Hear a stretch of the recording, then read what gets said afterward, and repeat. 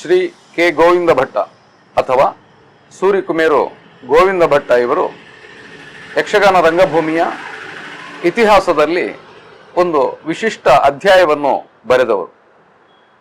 ಪರಂಪರೆ ಹಾಗೂ ಪ್ರಯೋಗಶೀಲತೆಯ ಒಂದು ವಿಶೇಷ ಪಾಕವಾಗಿ ಅವರ ರಂಗಭೂಮಿಯ ವೃತ್ತಿಜೀವನದ ವ್ಯವಹಾರ ಚಿತ್ರಿಸಲ್ಪಟ್ಟಿದೆ.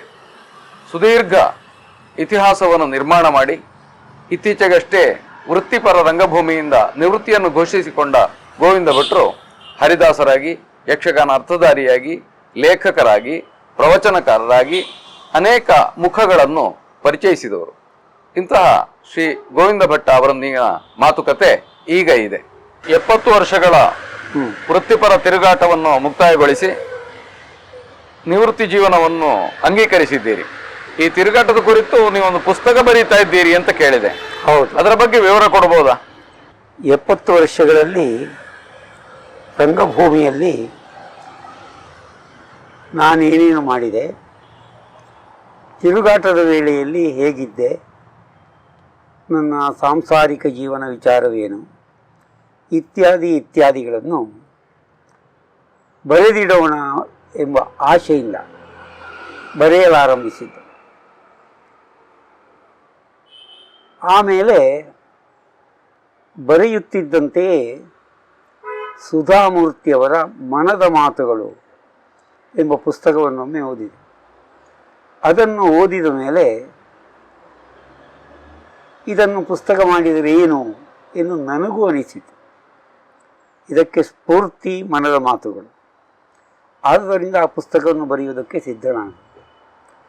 70 ವರ್ಷಗಳಲ್ಲಿ ನಾನು ಎಲ್ಲೆಲ್ಲಿ ಹೋಗಿದ್ದೆ, ಸುಖವೋ ಕಷ್ಟವೋ ನಲಿವೋ ನೋವೋ ಏನು ಅನುಭವಿಸಿದ್ದೇನೆ, ಎಂತೆಂಥವರನ್ನೆಲ್ಲ ಕಂಡಿದ್ದೇನೆ, ಈ ಬಗೆಗೆ ಬರೆಯೋಣ ಎನಿಸಿ ಪುಸ್ತಕವನ್ನು ಆರಂಭಿಸಿದೆ. ಈಗ ಮುಂದುವರಿಯುತ್ತಾ ಇದೆ. ಸಾಧ್ಯವಾದರೆ, ಅನುಕೂಲತೆ ಆಯ್ತು ಎಂದಾದರೆ ಅದನ್ನು ಪ್ರಕಾಶಪಡಿಸೋಣ ಎಂದಿದ್ದೇನೆ. ಈ ಪುಸ್ತಕ ಪ್ರಕಾಶಪಡಿಸಬೇಕೆಂಬುದೇನು ನನ್ನ ಉದ್ದೇಶವಾಗಿರಲಿಲ್ಲ.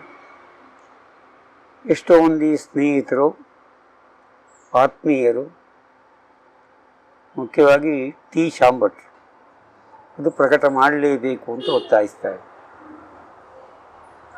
ಆದ ಕಾರಣ ಅದನ್ನು ಪ್ರಕಾಶಪಡಿಸಬಹುದು ಅಂತ ನಮಗನಿಸಿತು.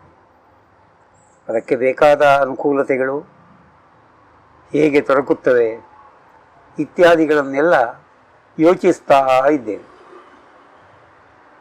ಈ ಪುಸ್ತಕವನ್ನು ನೋಡಿ ಯಾರೂ ಏನನ್ನೂ ಪಡೆಯಬೇಕಾದ್ದಿಲ್ಲ, ಯಾವ ವಿಚಾರವನ್ನು ಜೀವನದಲ್ಲಿ ಅಳವಡಿಸಿಕೊಳ್ಳುವ ಅಗತ್ಯವೂ ಇಲ್ಲ. ನನ್ನ ಸಂತಾನದವರು ಯಾರಾದರೂ, ನನ್ನ ಮಕ್ಕಳೋ ಮೊಮ್ಮಕ್ಕಳೋ ಮರಿಮಕ್ಕಳೋ ಈ ಪುಸ್ತಕವನ್ನು ನೋಡಿದರೆ ಏನಾದರೂ ಅವರ ಜೀವನಕ್ಕೆ ಅನುಭವ ಸಿಕ್ಕೀತೆ, ನಮ್ಮ ಹಿರಿಯರೊಬ್ಬರಿದ್ದರು, ಅವರು ಹೀಗೆ ಜೀವನವನ್ನು ನಡೆಸ್ತಾ ಇದ್ದರು ಎಂಬ ಕಲ್ಪನೆಯಾದರೂ ಅವರಿಗೆ ಬಂದೀತೇನೋ, ಈ ಯೋಚನೆಯಲ್ಲಿ ನಾನಿದ್ದೇನೆ. ಅದಕ್ಕಾಗಿ ಪುಸ್ತಕ ಪ್ರಕಾಶಪಡಿಸೋಣ ಅಂತ ಒಂದು ಅನಿಸಿಕೆ ಅಷ್ಟೆ. ಅಂದ್ರೆ ಕೇವಲ ತಿರುಗಾಟದ ಅನುಭವ ಅಲ್ಲ, ನಿಮ್ಮ ಸಾಂಸಾರಿಕವಾದ, ಅಂದ್ರೆ ಒಬ್ಬ ವ್ಯಕ್ತಿಗತವಾಗಿ ಒಬ್ಬ ಕಲಾವಿದ ಮತ್ತು ಅವನ ಕೌಟುಂಬಿಕ ಸಂಬಂಧಗಳು, ಸಾಮಾಜಿಕ ವ್ಯವಹಾರಗಳು, ಈ ತಿರುಗಾಟದಲ್ಲಿ ಆಗ್ತಾ ಇರುವ ಅನುಭವಗಳು, ಇದನ್ನೆಲ್ಲವನ್ನೂ ಸೇರಿಸಿದ್ದೀರಾ ಪುಸ್ತಕದಲ್ಲಿ? ಹೌದು, ಎಲ್ಲವನ್ನೂ ಸೇರಿಸಿದ್ದೇನೆ. ನನ್ನ ಬಂಧುಗಳಿಂದ, ಮನೆಯವರಿಂದ ನನಗುಂಟಾದ ಸಮಸ್ಯೆಗಳು, ಅದನ್ನು ನಿವಾರಿಸುವುದಕ್ಕೆ ನಾನು ಕಂಡುಕೊಂಡ ದಾರಿಗಳು ಇತ್ಯಾದಿಗಳನ್ನೆಲ್ಲ ಆ ಪುಸ್ತಕದಲ್ಲಿ ನಿರೂಪಿಸ್ತೇನೆ. ಅಂದ್ರೆ ಈಗಾಗಲೇ ನಿಮ್ಮ ಆತ್ಮಕಥೆ ಪ್ರಸಿದ್ಧವಾಗಿದೆ, ಪ್ರಕಟವಾಗಿದೆ. ಅದಕ್ಕಿಂತ ಹೇಗೆ ಇದು ಭಿನ್ನವಾಗಿದೆ? ಆತ್ಮಕಥೆಯಲ್ಲಿ ಪ್ರಭಾಕರ ಶಿಶಿಲರು ನಾನು ಹೇಳಿದ್ದನ್ನಷ್ಟು ಬರೆದಿದ್ದರು. ಅದರಲ್ಲಿಯೂ ಸಾಂಸಾರಿಕ ಜೀವನ ಇತ್ಯಾದಿಗಳನ್ನು ಅವರು ನಿರೂಪಿಸಿದ್ದರು. ಅದನ್ನೇ ನಾನು ಹೇಳ ಹೊರಟದಲ್ಲ. ಅದಕ್ಕಿಂತ ಬೇರೆಯಾಗಿ ತಿರುಗಾಟದ ಅನುಭವಗಳೇನು, ತಿರುಗಾಟದಲ್ಲಿ ನಾನು ಕಂಡುಕೊಂಡ, ನಾನು ಅನುಭವಿಸಿದ ವಿಷಯಗಳೇನು ಇತ್ಯಾದಿಗಳನ್ನು ಈ ಪುಸ್ತಕದಲ್ಲಿ ಪ್ರಕಟಪಡಿಸುವುದು ನನ್ನ ಉದ್ದೇಶ. ಹಾಗೆ ಪ್ರಕಟಪಡಿಸಿದ್ದನ್ನು ಎಲ್ಲರೂ ಓದ್ತಾರೋ ಇಲ್ಲೋ ಅದು ನನಗೆ ಮುಖ್ಯವಲ್ಲ. ಪ್ರಕಟಪಡಿಸಬೇಕು ಎಂದು ಆಶಿಸಿದೆ, ಹಾಗೆ ಬರೀತಾ ಇದ್ದೆ. ಈ ಪುಸ್ತಕವನ್ನು ಬರೆಯುವಾಗ ಸಾಮಾನ್ಯ ದಿನಚರಿ ಬರೆದ ಹಾಗೆ ಆಯಾ ದಿವಸಗಳ ಅನುಭವವನ್ನು ಬರೆದು ಅದನ್ನು ಸಂಗ್ರಹಿಸ್ತಾ ಬಂದ್ರ, ಅಥವಾ ಪುಸ್ತಕವನ್ನು ಪ್ರತ್ಯೇಕವಾಗಿ ಸಮಗ್ರವಾದ ಗ್ರಹಿಕೆಯಿಂದ ಬರೀತಾ ಇದ್ದೀರಾ? ಪುಸ್ತಕಗಳಲ್ಲಿ ಏನಿದೆಯೋ ಅದನ್ನು ನೋಡಿದಾಗ ಹಾಗನಿಸುವುದು ಸ್ವಾಭಾವಿಕ. ನನ್ನ ದಿನಚರಿಯನ್ನು ನಾನು ಯಾವಾಗಲೂ ಬರೆಯುತ್ತಾ ಇದ್ದೆ. ಇತ್ತೀಚೆಗೆ ಅದನ್ನು ಬಿಟ್ಟೆ. ದಿನಚರಿ ಬರೆದಿಟ್ಟ ಪುಸ್ತಕಗಳನ್ನೆಲ್ಲ ನಮ್ಮ ಮನೆಯವರು ಬೆಂಕಿಗೆ ಹಾಕಿದರು. ಆ ಕಾರಣದಿಂದ ಅದು ನನಗೆ ಲಭ್ಯವಾಗಲಿಲ್ಲ. ಇದೇನೋ ನಿಮ್ಮ ಪುಸ್ತಕಗಳು ಹೀಗೆಲ್ಲ ಹೇಳಿ ಅದನ್ನು ಓಲೆ ಉರಿಸಲಿಕ್ಕೆ ಉಪಯೋಗಿಸಿದ್ದು. ಆದ್ದರಿಂದ ನಾನು ಮತ್ತೆ ನೆನಪು ಮಾಡಿಕೊಂಡು ಈ ಪುಸ್ತಕವನ್ನು ರೂಪಿಸಬೇಕಾಯಿತು. ನಾನು ದಿನಚರಿಯನ್ನು ಬರೆದು ಪುಸ್ತಕ ಪ್ರಿಂಟ್ ಮಾಡಬೇಕು ಎಂಬ ಉದ್ದೇಶದಿಂದ ಏನೂ ಅಲ್ಲ, ಎಲ್ಲವನ್ನೂ ಬರೀತಾ ಇದ್ದೆ. ಪ್ರಭಾಕರ ಶಿಶಿಲರು ನನ್ನ ಆತ್ಮಕಥೆಯನ್ನು ಬರೆಯುವಾಗ ಅವರ ಮನಸ್ಸಿನ ಮಾತಾಯಿತಲ್ಲದೆ ಅದು ನನ್ನ ಮನದ ಮಾತಾಗಲಿಲ್ಲ. ಆದ್ದರಿಂದಲೇ ಕೆಲವೊಂದು ವಿಚಾರಗಳನ್ನು ಅವರು ಸ್ಪಷ್ಟೀಕರಿಸುವುದಕ್ಕೆ ಸಾಧ್ಯವಾಗದೆ ಹೋಯಿತು ಅಂತ ನನಗನ್ನಿಸ್ತು. ದೀರ್ಘಕಾಲದ ಒಡನಾಟ ಶಿಶಿಲರೊಂದಿಗೆ ನನಗಿದೆ. ಆದರೆ ಅವರಂತೆ ಓದಿದವನ ನಾನು. ಆದ್ದರಿಂದ ಅವರ ಒತ್ತಾಯಕ್ಕಾಗಿ ಆ ಪುಸ್ತಕ ರಚನೆ ಆಯಿತು. ನಿಮ್ಮಂಥ ಕಲಾವಿದರ ಜೀವನ ಚರಿತ್ರೆ ಅಗತ್ಯವಾಗಿ ಬೇಕಾಗುತ್ತದೆ, ಅದರಿಂದ ಯಕ್ಷಗಾನದ ಒಂದು ಪಾರ್ಶ್ವದರ್ಶನ ಆಗ್ತದೆ, ಹೀಗೆಲ್ಲ ಹೇಳಿದ್ದರಿಂದ ಆ ಪುಸ್ತಕವನ್ನು ಪ್ರಕಾಶಪಡಿಸುವುದಕ್ಕೆ ಸಾಧ್ಯವಾಯಿತು. ಪ್ರಕಾಶಪಡಿಸಿದವರು, ಅದರ ಖರ್ಚು ವೆಚ್ಚಗಳನ್ನೆಲ್ಲ ಭರಿಸಿದವರು ಟಿ ಶಾಂಭಟ್ರು. ಆದ್ದರಿಂದ ಶಾಂಭಟ್ರು ಹೇಳುವಾಗ ಪುಸ್ತಕ ಪ್ರಿಂಟ್ ಆಗುವುದು ಬೇಡ ಅಂತ ಹೇಳುವುದಕ್ಕೆ ನನಗಾಗಲಿಲ್ಲ. ಇಲ್ಲವಾದರೆ ಇದು ಪ್ರಕಾಶಪಡಿಸುವುದು ಬೇಡ ಅಂತ ಹೇಳ್ತಿದ್ದೆ. ಹಾಗೆ ಆಗೊಂದು ಪುಸ್ತಕ ಪ್ರಕಟ ಆಯಿತು. ಇದು ಪುಸ್ತಕವಾದೀತು ಎಂಬ ಕಲ್ಪನೆಯೂ ನನಗಿರಲಿಲ್ಲ. ನನ್ನ ವ್ಯವಹಾರಗಳ ಬಗ್ಗೆ, ನನ್ನ ತಿರುಗಾಟದ ಬಗ್ಗೆ, ನಾನು ಒಡನಾಡಿದವರ ಬಗ್ಗೆ ನಾನು ಬರೆಯುತ್ತಾ ಹೋದಂತೆ ಇದೇನಪ್ಪ ಹೀಗೊಂದು ಉಂಟು ಅಂತ ನನಗನಿಸಿದ್ದುಂಟು. ಅಂದರೆ ನನಗೆ ಒಡನಾಡಿಗಳಾಗಿ ಸಿಕ್ಕಿದವರು, ನನ್ನನ್ನು ಆತ್ಮೀಯತೆಯಿಂದ ಕಂಡವರು, ನನ್ನ ಬಗ್ಗೆ ತಾತ್ಸಾರ ಭಾವ ಹೊಂದಿದವರು ಅನೇಕ ಮಂದಿ. ನಾನು ಭಾರತದ ಉದ್ದಗಲಕ್ಕೂ ಸಂಚರಿಸಿದ್ದೇನೆ, ವಿದೇಶಗಳಲ್ಲಿಯೂ ಸಂಚಾರ ಮಾಡಿದ್ದೇನೆ. ಆದ ಕಾರಣ ಈ ಎಲ್ಲ ಅನುಭವಗಳನ್ನು ಒಂದು ಮಾಡಿ ಒಂದು ಪುಸ್ತಕ ಬರೆದರಾದೀತು, ಅಲ್ಲಿ ಏನೇನು ಘಟಿಸಿತು ಇತ್ಯಾದಿಗಳನ್ನು ನಿರೂಪಿಸಬಹುದು ಅಂತ ಈ ಪುಸ್ತಕ ಬರೆಯುವ ಪ್ರಯತ್ನ ಮಾಡಿದ್ದೆ. ಇದು ಪುಸ್ತಕ ಆದೀತು ಎಂಬ ಕಲ್ಪನೆ ನನಗೇನೂ ಇರಲಿಲ್ಲ. ಮತ್ತು ಈಗೊಂದು ಪುಸ್ತಕದ ಸ್ವರೂಪ ಬಂದಿದೆ ಅಂತ ನನಗನಿಸ್ತದೆ. ಇದು ಹೇಗಾಗಿದೆ ಏನು ಎಂಬುದನ್ನು ಓದುವುದಕ್ಕೆ ಆರಂಭಿಸಿದ್ದೇನಷ್ಟೇ. ನೋಡಬೇಕು ಏನಾಗ್ತದೆ ಅಂತ ಪ್ರಯತ್ನಿಸಿ. ಸಾಮಾನ್ಯವಾಗಿ ಇಂಥ ಪುಸ್ತಕಗಳನ್ನು ಬರೆಯುವಾಗ ಅದೊಂದು ಅವರ ಸಿಹಿ ಕಹಿ ಅನುಭವಗಳ ನಿವೇದನೆಗಷ್ಟೇ ಸೀಮಿತವಾಗುವುದುಂಟು. ಒಂದು ಸೈದ್ಧಾಂತಿಕವಾದ ಒಂದು ಆಶಯವನ್ನುಳ್ಳ ಒಂದು ಹೀಗೆ ಪರಿವರ್ತನೆ ಆದರೆ ಒಳ್ಳೆಯದು ಅಥವಾ ಇದರಿಂದ ಇಂತಹ ಪರಿಣಾಮ ಆಗಿದೆ ಎಂಬ ಚರ್ಚೆಯ ವೈಚಾರಿಕವಾದ ನಿಲುಮೆಗಳು ಕಾಣುವುದು ಕಡಿಮೆ. ನೀವು ಅಂಥ ಪ್ರಯತ್ನವನ್ನೇನಾದರೂ ಮಾಡಿದ್ದೀರಾ ಇದರಲ್ಲಿ? ವೈಯಕ್ತಿಕ ಜೀವನವನ್ನು ನಿರೂಪಿಸುವುದರೊಂದಿಗೆ ಯಾವ ಕಲಾ ಮಾಧ್ಯಮವನ್ನು ನಾನು ಮೆಚ್ಚಿಕೊಂಡು ಅದರಲ್ಲಿ ಭಾಗವಹಿಸಿದೆನೋ ಅದರ ಬಗ್ಗೆಯೂ ನನ್ನ ಅನಿಸಿಕೆಗಳನ್ನು, ನಾನು ಏನೇನು ಬದಲಾವಣೆಗಳನ್ನು ಮಾಡಿದ್ದೇನೆ, ಅದರಿಂದ ಪ್ರಯೋಜನವೋ ಅಪಶ್ರುತಿಯೋ ಹೇಗೆ ಬಂತು ಎಂಬುದನ್ನು ನಿರೂಪಿಸಿದ್ದೇನೆ. ಅದು ನನ್ನ ವೈಯಕ್ತಿಕ ವಿಚಾರ. ಎಷ್ಟೋ ಬಾರಿ ಯಕ್ಷಗಾನ ರಂಗವನ್ನು ಪ್ರವೇಶಿಸುವಾಗ ಬೊಬ್ಬಿಟ್ಟವರನ್ನು ಕಂಡಿದ್ದೇನೆ ನಾನು. ಬೊಬ್ಬಿಟ್ಟುದು ಯಾಕೆ ಎಂಬುದು ನನಗೆ ಅರ್ಥವಾಗಲಿಲ್ಲ. ಮತ್ತು ಬಳಿಯಲ್ಲಿದ್ದವರಲ್ಲಿ ಕೇಳಿದೆ, ನಾನು ಪ್ರವೇಶ ಮಾಡಿದ್ದೇ ಸರಿಯಾಗಲಿಲ್ಲ ಅಂತ ಖಂಡಿತ ಏನೋ ಹಾಗೆ ಬೊಬ್ಬಿಡ್ತಾರೆ. ಅವರು ಅಲ್ಲ ಅಂತ ಹೇಳಿದರು. ಅಲ್ಲ, ನಿಮಗೆ ಪ್ರೋತ್ಸಾಹ ಕೊಡುವುದಕ್ಕಾಗಿ ಬೊಬ್ಬಿಡ್ತಾರೆ. ಯಥಾರ್ಥವಾದರೆ ಅವರು ಪ್ರೋತ್ಸಾಹ ಕೊಡುವುದಕ್ಕೆ ಬೊಬ್ಬಿಡ್ತಿದ್ರೋ ಇಲ್ಲವೋ ನನಗೂ ಗೊತ್ತಿರಲಿಲ್ಲ. ಅಂತೂ ಇಂತಹ ವಿಚಾರಗಳನ್ನು, ನೃತ್ಯ ವಿಧಾನಗಳ ಬಗ್ಗೆ, ನಾನು ಕಂಡುಕೊಂಡಂತಹ ರೀತಿಯ ಬಗ್ಗೆ ಈ ಪುಸ್ತಕದಲ್ಲಿ ಚರ್ಚಿಸಿದ್ದೇನೆ. ಹೀಗಾದರೆ ಒಳ್ಳೆಯದಾದೀತು ಅಂತ ನನಗೆ ಅನಿಸಿದ್ದನ್ನು ಸ್ಪಷ್ಟವಾಗಿಯೇ ಬರೆದಿದ್ದೇನೆ. ಹಾಗೆ ನಾನು ಬದಲಾವಣೆಯನ್ನು ಏನು ಮಾಡಿದೆನೋ ಅದನ್ನು ಆಕ್ಷೇಪಿಸಿದವರು, ಯಕ್ಷಗಾನದ ಕೊಲೆ ಮಾಡುತ್ತಾ ಇದ್ದಾರೆ ಗೋವಿಂದ ಭಟ್ರು ಎಂದು ಹೇಳಿದವರು ಬಹಳ ಮಂದಿಗಳು. ಅವರು ವಿದ್ವಾಂಸರಲ್ಲ ಎಂದು ನಾನೇನೂ ಹೇಳುವ ಹಾಗಿಲ್ಲ. ಯಕ್ಷಗಾನದ ಬಗ್ಗೆ ದೀರ್ಘಕಾಲದಿಂದ ಆಲೋಚನೆ ಮಾಡುತ್ತಾ ಅದು ಹೇಗಿದ್ದರೆ ಹೇಗಿರಬೇಕು ಎಂದು ಹೇಳುವಂತಹ ಪರಂಪರಾವಾದಿಗಳು ಬಹಳ ಮಂದಿಗಳಿದ್ದಾರೆ. ಆದ್ದರಿಂದ ಅವರ ಬಗ್ಗೆ ನಾನೇನೂ ಹೇಳದೆ, ನನ್ನ ನಿಲುವನ್ನು ಬದಲಾಯಿಸದೆ ಪಾಠ ಮಾಡಿದ ವಿಚಾರವನ್ನು ಹೇಳಿದ್ದೆ.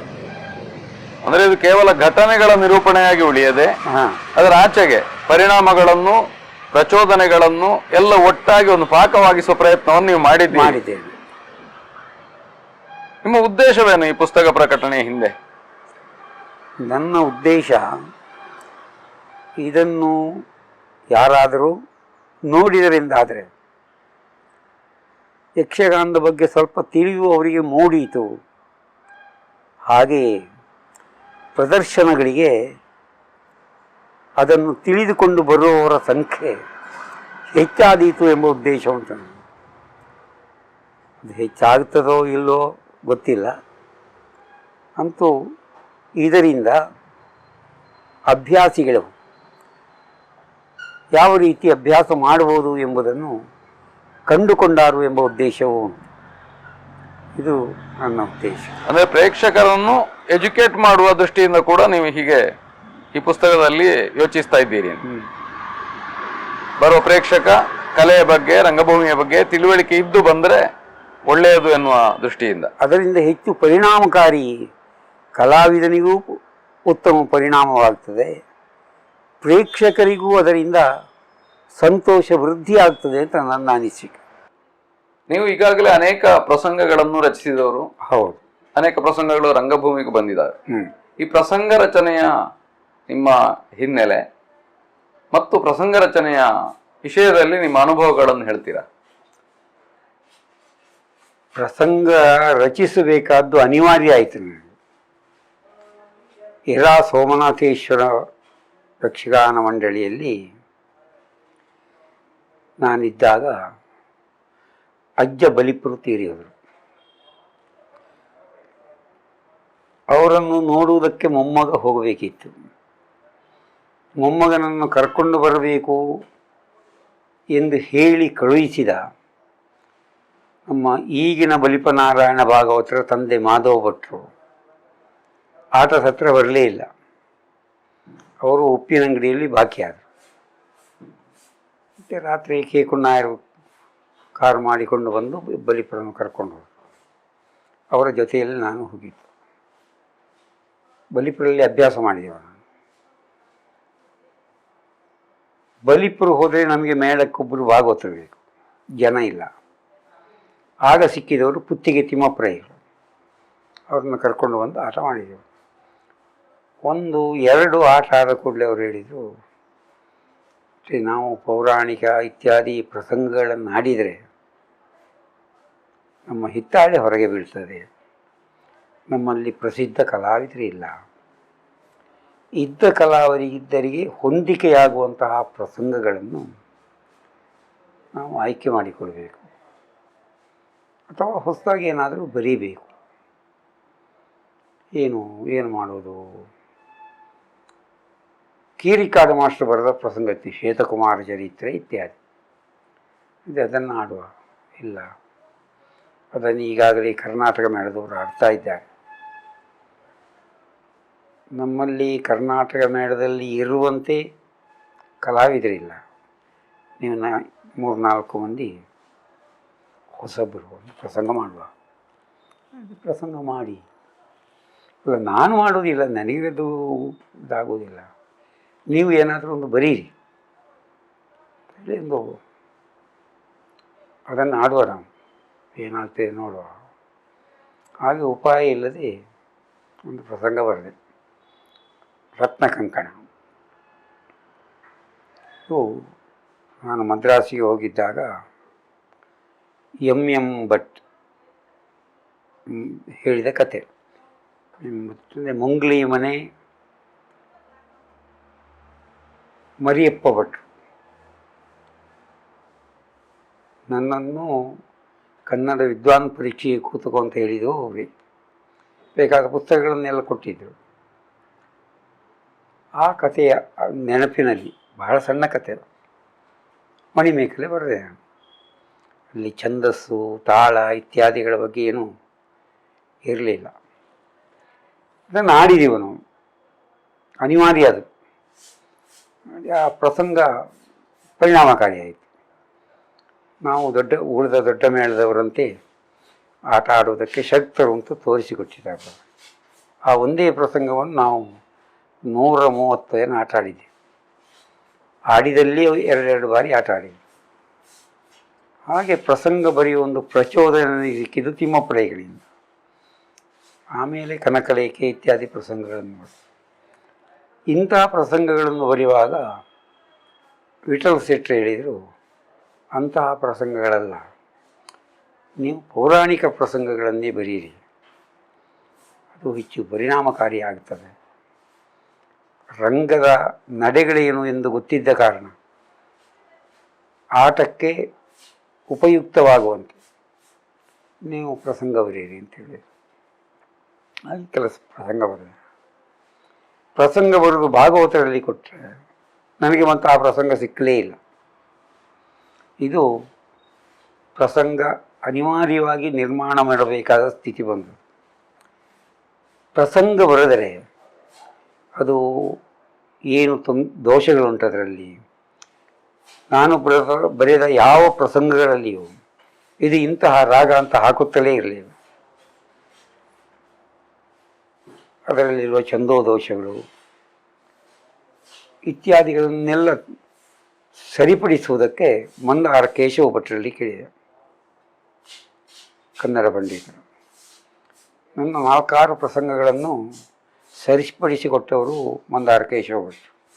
ಹಾಗೆ ನನಗೆ ಪ್ರಸಂಗ ಬರೆಯುವ ಹವ್ಯಾಸ ಆರಂಭ ಆಯಿತು. ಈ ಪ್ರಸಂಗಕಾರನೊಬ್ಬ ಪ್ರಸಂಗ ಬರೆಯುವಾಗ ಯಾವುದನ್ನು ಗಮನದಲ್ಲಿ ಇಟ್ಟುಕೊಳ್ಬೇಕು ಅಂತ ಅನ್ನಿಸ್ತದೆ ನಿಮಗೆ? ಈ ಅಂದ್ರೆ ಒಂದು ಭಾಷೆ, ಸಾಹಿತ್ಯಿಕ ಮೌಲ್ಯ ಇತ್ಯಾದಿ ಆದರೆ ಒಂದು ಛಂದಸ್ಸಿನ ಬಗ್ಗೆ ಗಮನ ಇಟ್ಟುಕೊಳ್ಬೇಕು, ತಾಳೆಗಳ ಬಗ್ಗೆ ಗಮನ ಇಟ್ಟುಕೊಳ್ಬೇಕು, ರಾಗಗಳ ಬಗ್ಗೆ ಸ್ವಲ್ಪವಾದರೂ ತಿಳಿದುಕೊಂಡಿರಬೇಕು. ಆ ಪ್ರಯೋಗ ರಂಗದಲ್ಲಿ ಅಭಿನಯಿಸುವವನಿಗೆ ಹೇಗೆ ಹೊಂದಿಕೆಯಾದೀತು ಎಂಬುದನ್ನು ಪ್ರಸಂಗಕರ್ತ ಆಲೋಚಿಸಬೇಕು. ಎಲ್ಲ ಪದ್ಯಗಳಿಗೂ ಅಭಿನಯಿಸುವುದಕ್ಕಾಗೋದಿಲ್ಲ. ಕೆಲವು ಪ್ರಸಂಗಗಳಲ್ಲಿ ಅಭಿನಯಕ್ಕೆ ಅವಕಾಶವೇ ಇರುವುದಿಲ್ಲ. ಕೆಲವು ಪ್ರಸಂಗಗಳಲ್ಲಿ ನೃತ್ಯ ವಿಧಾನಕ್ಕೆ ಅವಕಾಶ ಸಿಕ್ಕೋದಿಲ್ಲ. ಆದ ಕಾರಣ ಇದನ್ನೆಲ್ಲ ಲಕ್ಷ್ಯದಲ್ಲಿಟ್ಟುಕೊಂಡು ಪ್ರಸಂಗ ರಚನೆ ಮಾಡಿದರೆ ಆಟಕ್ಕದು ಹೊಂದಿಕೆ ಆಗ್ತದೆ. ತಾಳಮದ್ದಳೆಗಳಿಗೆ ಅಂತಹ ನಿಬಂಧನೆಗಳೇನಿಲ್ಲ. ಅಂದರೆ ಹಾಕಿದ ವೇಷಭೂಷಣ ಏನುಂಟೋ ಅದರಲ್ಲಿ ಕುರಿತರ್ಥ ಹೇಳೋದು, ಅಲ್ಲಿ ಮಾತು ಪ್ರಧಾನ. ಇದನ್ನು ಲಕ್ಷ್ಯದಲ್ಲಿ ಇಟ್ಟು ಅದು ಆಟ ಆಡಬೇಕಿದ್ರೆ ರಂಗದ ಬಗ್ಗೆ ಮಾಹಿತಿ ಸ್ವಲ್ಪವಾದರೂ ಪ್ರಸಂಗಕರ್ತನಿಗೆ ಬೇಕು. ಇಲ್ಲದೇ ಇದ್ದರೆ ಅದು ಪರಿಣಾಮಕಾರಿಯಾಗೋದಿಲ್ಲ. ಈಗ ಹಲಸಿನಹಳ್ಳಿ ನರಸಿಂಹಶಾಸ್ತ್ರಿಗಳ ಎಷ್ಟೋ ಪ್ರಸಂಗಗಳಿವೆ. ಆ ಎಲ್ಲ ಪ್ರಸಂಗಗಳು ರಂಗಕ್ಕೆ ಪರಿಣಾಮವನ್ನು ಕೊಡೋದಿಲ್ಲ. ಉದಾಹರಣೆಗೆ ಭೀಷ್ಮ ವಿಜಯ, ಹಲಸಿನಹಳ್ಳಿಯವರ ಪ್ರಸಂಗ. ಅಂಬೆ ಆರಂಭಿಸಿದ್ದನ್ನು ಕೊನೆಯವರೆಗೂ ಹೇಳುತ್ತಲೇ ಇರ್ತಾಳೆ. ಇಂತಹ ಚರ್ವಿತ ಚರ್ವಣಗಳು ರಂಗದಲ್ಲಿ ಆದರೆ ಪ್ರೇಕ್ಷಕ ಕೇಳುವವ ಸಹಿಸಿಕೊಳ್ಳೋದಿಲ್ಲ. ತಾಳಮದ್ದಳೆಗೆ ಪರಿಣಾಮ ಆಗ್ಬೋದು, ಆಟಕ್ಕದು ರಂಜಿಸೋದಿಲ್ಲ ಅಂತ ನನ್ನ ಅನಿಸಿಕೆ ಇದೆ.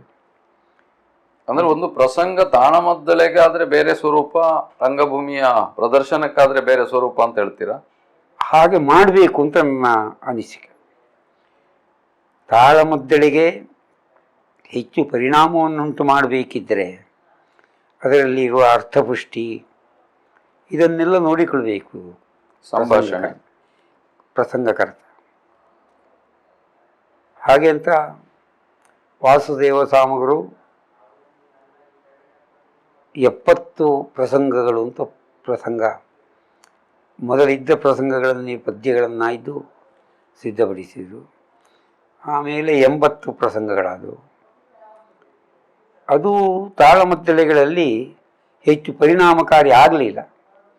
ಯಾಕೆಂದರೆ ಕೆಲವು ಅಗತ್ಯವಾದ ಪದ್ಯಗಳನ್ನು ಅವರು ಬಿಟ್ಟಿದ್ದಾರೆ. ಕಾರಣ ಒಂದು ಪ್ರಸಂಗವನ್ನು ನಿರ್ಮಾಣ ಮಾಡುವ ಹೊತ್ತಿಗೆ ಪ್ರಸಂಗಕರ್ತ ರಂಗಕ್ಕೂ ತಾಳಮದ್ದಳೆಗೂ ಹೊಂದಿಕೆಯಾಗುವಂತೆ ಒಂದು ಪ್ರಸಂಗ ರಚನೆ ಮಾಡಬೇಕು ಅಂತ ನಾನು ನಿಶ್ಚಯಿಸಿದ್ದೆ. ಅಂದ್ರೆ ಪ್ರದರ್ಶನಕ್ಕೂ ತಾಳಮದ್ದಳೆಗೂ ಹೊಂದಿಕೆ ಆಗುವ ಸ್ವರೂಪದಲ್ಲಿ ಅದನ್ನು ಗಮನದಲ್ಲಿಟ್ಟು ಒಬ್ಬ ಪ್ರಸಂಗಕರ್ತ ಪ್ರಸಂಗ ರಚನೆ ಮಾಡಬೇಕು. ಈ ಪ್ರಸಂಗಗಳನ್ನು ಸಂಪಾದಿಸಿ ಪದ್ಯಗಳನ್ನು ಆಯ್ದು ಪ್ರಕಟಿಸುವುದು ವಾಸುದೇವ ಸಾಮಗರು ಮೊದಲು ಮಾಡಿದ್ದಲ್ಲ, ಮೊದಲು ಆಗಿದ್ದಾವೆ. ಇದರಿಂದ ಪ್ರಯೋಜನ ಉಂಟಾ ನಷ್ಟವ? ಕದ್ರಿ ನವನೀತ್ ಶೆಟ್ರು 19 ಪ್ರಸಂಗಗಳು 20 ಪ್ರಸಂಗಗಳು ಏನಿರಬೇಕು, ಒಂದು ಅದನ್ನು ಪ್ರಕಾಶಪಡಿಸಿದ್ರು. ಆಮೇಲೆ ವಾಸುದೇವ ಸಾಮಗರು ರಚನೆ ಮಾಡಿದರು. ವಾಸುದೇವ ಸಾಮಗರ ರಚನೆಯಿಂದಾಗಿ ಆ ಪ್ರಸಂಗಗಳಲ್ಲಿ ಏನುಂಟು ಎಂಬುದನ್ನು ನೋಡುವುದಕ್ಕೆ ಕಲಾವಿದರು ಸಿದ್ಧರಾದರು. ಅದರಿಂದ ಆದ ಪ್ರಯೋಜನ ಏನು ಅಂತ ಹೇಳಿದರೆ, ಕಲಾವಿದರು ಅರ್ಥ ಹೇಳುವವರಿರಲಿ, ರಂಗಸ್ಥಳದಲ್ಲಿ ವೇಷ ಮಾಡುವವರಿರಲಿ, ಆ ಪ್ರಸಂಗಗಳು ಮೂಲ ಸ್ವರೂಪದಲ್ಲಿ ಹೇಗುಂಟು ಎಂದು ತಿಳಿದುಕೊಳ್ಳುವುದಕ್ಕೆ ಪ್ರಯತ್ನಿಸಿದ್ದು. ಅದಕ್ಕೆ ಬೇಕಾದ ಪೌರಾಣಿಕ ಕಥಾನಕಗಳನ್ನು ಓದುವುದಕ್ಕೆ ಸಿದ್ಧರಾದ್ದು. ಇದು ಯಕ್ಷಗಾನಕ್ಕೆ ಆದಂತಹ ಅನುಕೂಲ. ಈ ಬೇರೆ ಬೇರೆ ಭಾಷೆಗಳಲ್ಲಿ ಪ್ರದರ್ಶನಗಳಾಗ್ತವೆ. ಬಹುಪಾಲು ಪದ್ಯಗಳನ್ನು ಇರುವ ಪದ್ಯಗಳನ್ನೇ ಬಳಸಿಕೊಳ್ತಾರೆ. ಈಗ ಅದೇ ಭಾಷೆಗಳಲ್ಲಿ ಪ್ರಸಂಗ ರಚನೆ ಮಾಡುವ ಸಾಧ್ಯತೆ ಹೇಗೆ? ಈಗ ಉದಾಹರಣೆಗೆ ಇಂಗ್ಲಿಷ್ ಇರ್ಬೋದು, ಹಿಂದಿ ಇರ್ಬೋದು.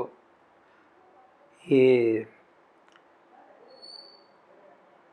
ಅಂಗ್ರಿ ಶಂಕರ ಭಟ್ರು ವಿಟ್ಲ ಹೈಸ್ಕೂಲಿನಲ್ಲಿ ಹಿಂದಿ ಅಧ್ಯಾಪಕರಾಗಿದ್ದರು.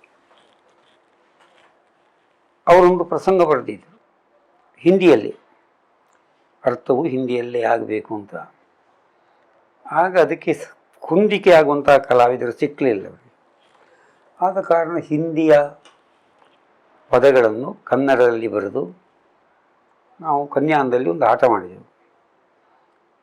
ಆಟ ಏನೋ ಪರಿಣಾಮಕಾರಿ ಆಯಿತು, ನಾವು ಏನು ಹೇಳ್ತೇವೆ ಎಂಬುದು ಒಂದು ಜನಸಾಮಾನ್ಯರಿಗೆ ಗೊತ್ತಾಗಲಿ. ಕಾರಣ ಅವರು ಹಿಂದಿ ತಿಳಿದವರಲ್ಲ.